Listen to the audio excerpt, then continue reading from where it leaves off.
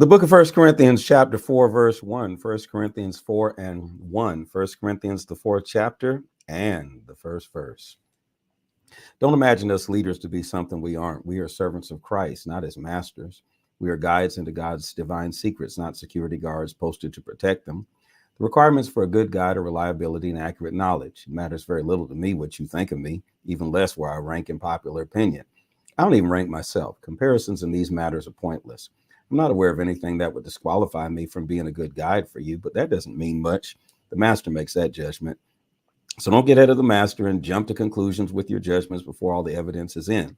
When he comes, he will bring out in the open and place in evidence all things of things we've never even dreamed of, inner motives and purposes and prayers. Only then will any one of us get to hear the well done of God. All I'm doing right now, friends, is showing how these things pertain to Apollos and me so that you will learn restraint, not rush into making judgments without knowing all the facts. It's important to look at things from God's point of view. I'd rather not see you inflating or deflating reputations based on mere hearsay. For who do you know that really knows you, knows your heart? And even if they did, is there anything they would discover in you that you could take credit for? Isn't everything you have and everything you are sheer gifts from God? So what's the point of all this comparing and competing? You already have all you need. You already have more access to God than you can handle without bringing either me, Apollos, or me into it. You're sitting on top of the world, at least God's world, and we're sitting right there, sitting alongside you. It seems to me that God has put us who bear his message on stage in the theater in which no one wants to buy a ticket.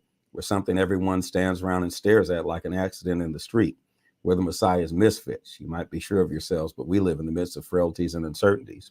You might be well thought of by others, but we're mostly kicked around.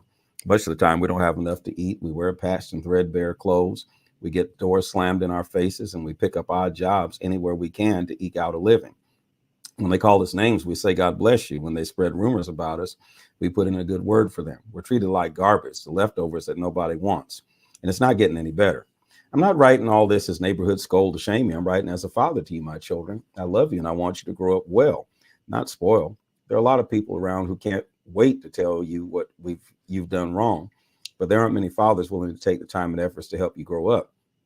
It was as Jesus helped me proclaim God's message to you that I became your father. I'm not, asking you to do anything I'm not already doing myself. This is why I sent Timothy to you earlier. He is also my dear son and true to the master. He'll refresh your memory on the instructions I regularly give all the churches on the way of Christ. I know there are some among you who are so full of themselves they never listen to anyone, let alone me.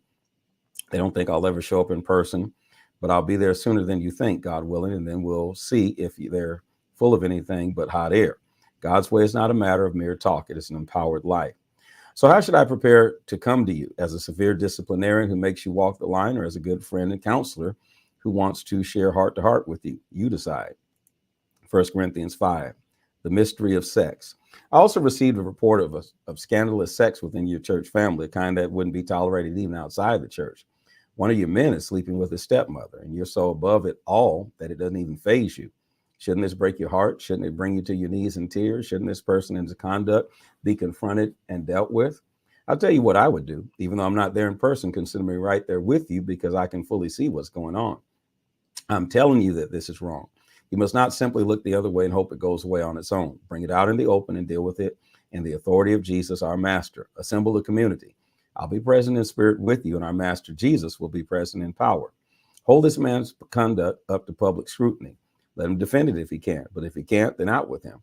It will be totally devastating to him, of course, and embarrassing to you, but better devastation and embarrassment than damnation. You want him on his feet and forgiven before the master on the day of judgment. Your flippant, callous arrogance in these things bothers me. You pass it off as a small thing, but it's anything but that. Yeast, too, is a small thing, but it works its way through a whole batch of bread dough pretty fast. So get rid of this yeast. Our true identity is flat and plain, not puffed up with the wrong kind of ingredient. The Messiah, our Passover lamb, has already been sacrificed for the Passover meal, and we are the unraised bread part of the feast. So let's live out our part in the feast, not raised bread swollen with the yeast of evil, but as flat bread, simple, genuine, and unpretentious. I wrote you in my earlier letter that you shouldn't make yourselves at home among the sexually promiscuous. I didn't mean that you should have nothing to do with outsiders of that sort or with criminals, whether blue or white collar, or with spiritual phonies for that matter. You'd have to leave the world entirely to do that. But I'm saying that you shouldn't act as if everything is just fine when a friend who claims to be a Christian is promiscuous or crooked, is flipped with God or rude to friends, gets drunk or becomes greedy and predatory. You can't just go along with this, treating it as acceptable behavior. I'm not responsible for what the outsiders do, but don't we have some responsibility for those within the community of believers? God decides on the outsiders, but we need to decide when our brothers and sisters are out of line and, if necessary, clean house. 1 Corinthians 6. And how dare you take each other to court? When you think how you have been wrong, does it make any sense to go before a court that knows nothing of God's ways, instead of a family of Christians? The day is coming when the world is going to stand before a jury made up of followers of Jesus. If someday you're going to rule the world's fate, wouldn't it be a good idea to practice on some of these smaller cases? Why, we're even going to judge angels, so why not these everyday affairs? As these disagreements and wrongs surface, why would you entrust them to the judgment of people you don't trust in any other way? I say this as bluntly as I can to wake you up to the stupidity of what you're doing. Is it possible that there isn't one level-headed person among you who can make fair decisions when disagreements and disputes come up? I don't believe it. And here you are taking each other to court before people who don't even believe in God. How can they render justice if they don't believe in the God of justice? These court cases are a black eye in your community. Wouldn't it be far better to just take it, to let yourselves be wronged and forget it? All you're doing is providing fuel for more wrong, more injustice, bringing more hurt to the people of your own spiritual family. Don't you realize that this is not the way to live? Unjust people who don't care about God will not be joining in his kingdom. Those who use and abuse each other, use and abuse sex, use and abuse the earth and everything in it, don't qualify as citizens in God's kingdom. A number of you know from experience what I'm talking about, for not so long ago, you were on that list. Since you've been cleaned up and given a fresh start by Jesus, our Master, our Messiah, and by our God present in us, the Spirit. Just because something is technically legal doesn't mean that it's spiritually appropriate. If I went around doing whatever I thought I could get by with, I'd be a slave to my whims. You know the old saying, first you eat to live and then you live to eat. Well, it may be true that the body is only a temporary thing, but that's no excuse for stuffing your body with food or indulging it with sex. Since the Master honors you with a body, honor him with your body. God honored the Master's body by raising it from the grave. He'll treat yours with the same resurrection power. Until that time, remember that your bodies are created with the same dignity as the Master's body. You wouldn't take the Master's body off to a whorehouse, would you? I should hope not. There's more to sex than mere skin on skin. Sex is as much spiritual mystery as physical fact. As written in Scripture, the two become one. Since we want to become spiritually one with the Master, we must not pursue the kind of sex that avoids commitment and intimacy, leaving us more lonely than ever. The kind of sex that can never become one. There's a sense in which sexual sins are different from all others. In sexual sin, we violate the sacredness of our own bodies. These bodies that were made for the God-given and God-modeled love for becoming one with another. Or didn't you realize that your body is a sacred place, the place of the Holy Spirit?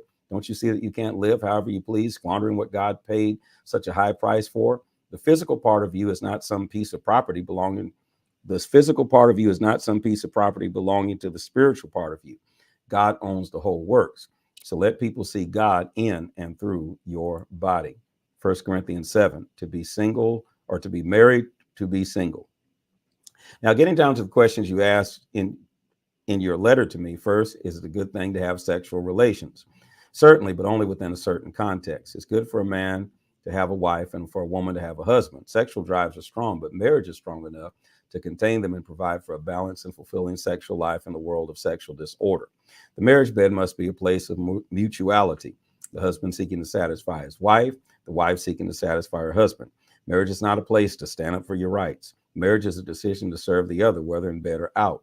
Abstaining from sex is permissible for a period of time if you both agree to it, and if it's for the purposes of prayer and fasting, but only for such time. Then come back together again. Satan has an ingenious way of tempting us when we least expect it. I'm not understand commanding these periods of abstinence, only providing my best counsel if you should choose them. Sometimes I wish everyone were single like me, a simpler life in many ways, but celibacy is not for everyone any more than marriage is. God gives the gift of the single life to some, the gift of the married life to others. I do, though, tell the unmarried widows that singleness might well be the best thing for them, as it has been for me. But if they can't manage their desires and emotions, they should by all means go ahead and get married. The difficulties of marriage are preferably by far to a sexual tortured life as a single. And if you're married, stay married. This is the Master's command, not mine. If a wife should leave her husband, she must either remain single or else come back and make things right with him. and a husband has no right to get rid of his wife. For the rest of you who are in mixed marriages, Christian married to non-Christian, we have no explicit command from the master. So this is what you must do. If you are a man with a wife who is not a believer, but who still wants to live with you, hold on to her. If you are a woman with a husband who is not a believer, but he wants to live with you, hold on to him.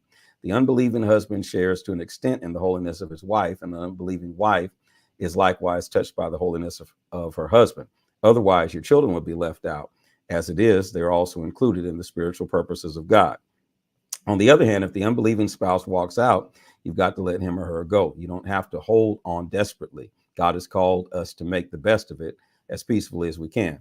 You never know, wife. The way you handle this might bring your husband not only back to you, but to God. You never know, husband. The way you handle this might bring your wife not only back to you, but to God. And don't be wishing you were someplace else or with someone else. Where you are right now is God's place for you. Live and obey and love and believe right here. God, not your marital status, defines your life. Don't think I'm being harder on you than on the others. I give the same counsel in all the churches. Were you Jewish at the time you were called? Don't try to remove the evidence. Were you non-Jewish at the time of your call? Don't become a Jew. Being Jewish isn't the point. The really important thing is obeying God's call, following his commands. Stay where you were when God called your name. Were you a slave? Slavery is no roadblock to obeying and believing. I don't mean you're stuck and can't leave. If you have a chance at freedom, go ahead and take it. I'm simply trying to point out that under your new master, you're going to experience a marvelous freedom you would never have dreamed of. On the other hand, if you were free when Christ called you, you'll experience a delightful enslavement to God you would never have dreamed of. All of you, slave and free both, were once held hostages in a sinful society. Then a huge sum was paid out for your ransom. So please don't, out of old habits, slip back into being or doing what everyone else tells you. Friends, stay where you were called to be. God is there. Hold the high ground with you at your side. The master did not give explicit direction regarding virgins, but as one experienced in the mercy of the master and loyal to him all the way, you can trust my counsel.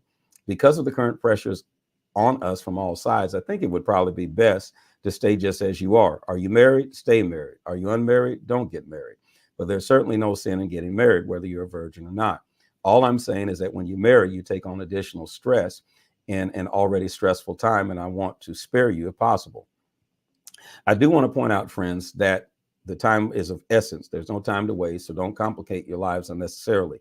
Keep it simple in marriage, grief, joy, whatever, even in ordinary things, your daily routines of shopping and so on. Deal as sparingly as possible with the things the world thrusts on you. The world as you see it is fading away. I want you to live as free of complications as possible. When you're unmarried, you're free to concentrate on simply pleasing the master. Marriage involves you in all the nuts and bolts of domestic life and in wanting to please your spouse, leading to so many more demands on your attention. The time and energy that married people spend on caring for and nurturing each other, the unmarried can spend in becoming whole and holy instruments of God. I'm trying to be helpful and make it as easy as possible for you, not make things harder.